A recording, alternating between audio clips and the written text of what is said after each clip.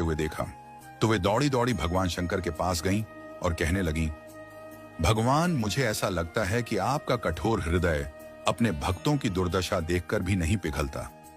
कम से कम उनके लिए भोजन की उचित व्यवस्था तो कर ही देनी चाहिए।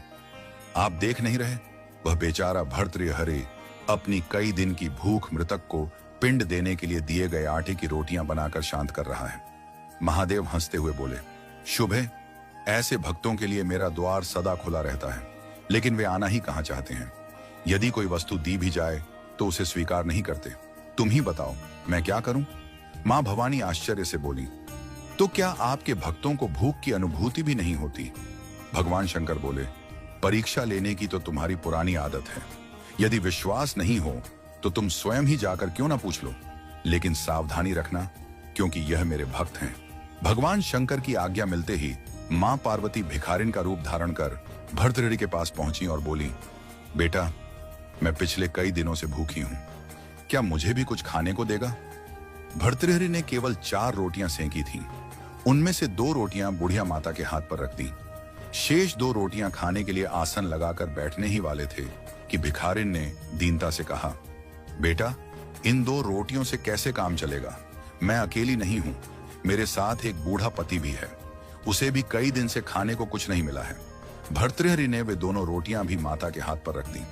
उन्हें बड़ा संतोष था कि इस भोजन से मुझसे भी अधिक भूखे लोगों की भूख मिट सकेगी।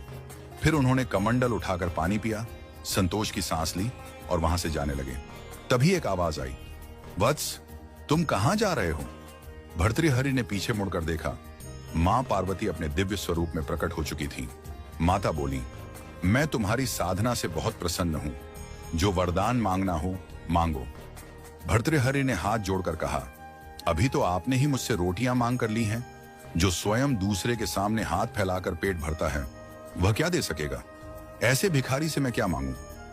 मां पार्वती ने अपना स्वरूप दिखाते हुए कहा, मैं सर्वशक्तिमती हूं, तुम्हारी परदुख कातरता से बहुत प्रसन्न हूं, जो चाहो सो वर मांगो।